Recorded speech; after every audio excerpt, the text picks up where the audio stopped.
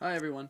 I'm going to put this video up. I thought it would be helpful to anyone who might have had the exact same problem I did. So, not too long ago, I uploaded a video of a custom red and gold iPhone 4G with Rogers that I had built and put together. I wasn't able to test at the time because I didn't have a micro SIM. Went and got a micro SIM, put it in, and to my surprise, it came up with no service. So right away I thought maybe they haven't activated the card yet, so I tried it in my friend's iPhone. It worked, so it's got to be the phone's problem. When I put it in though, it will say searching and then no service. So what that would lead me to believe is that it's not the port where the SIM card goes in, because it's seeing that there's a SIM card in there. If it didn't see it, it would say no SIM.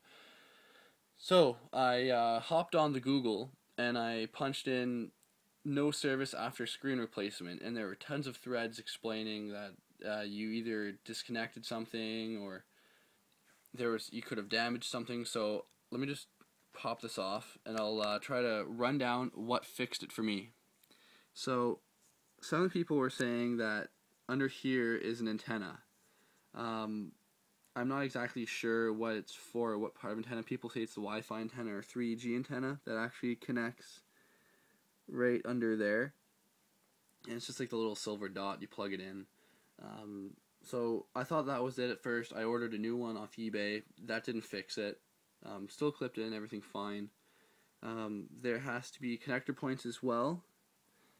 Right about there's the little piece that sticks up that connects from the screw that you screw in there, and then to the battery as well, and then the little piece right there. That's all part of the antenna as well.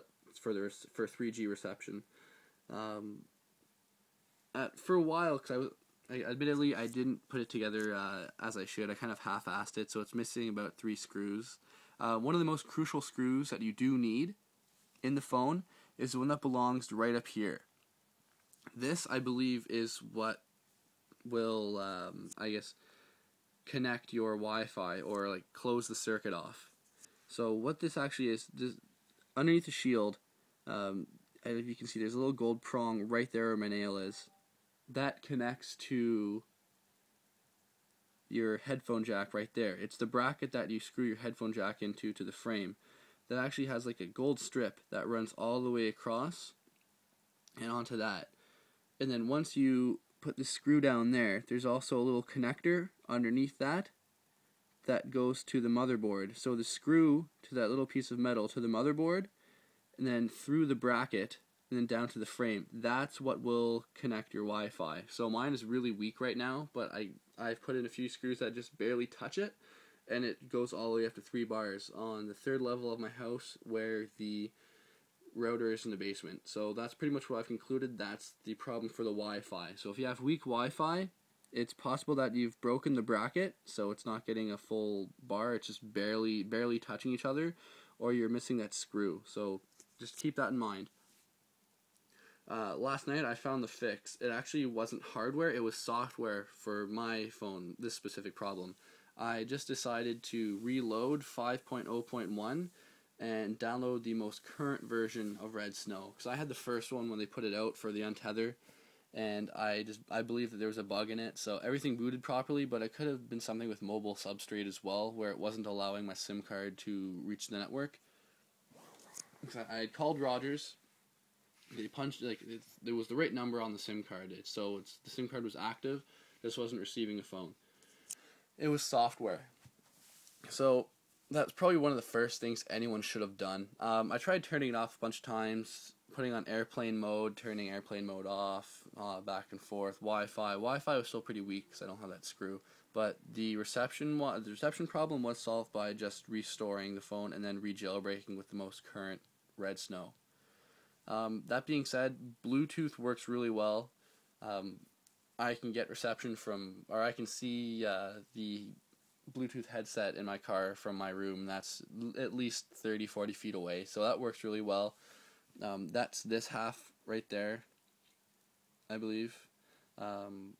Wi-Fi, the antenna, when they break it off, it's that black line up, and then 3G antennas down there. GPS works as well. I have the TomTom GPS. I can get a fix in like no time whatsoever.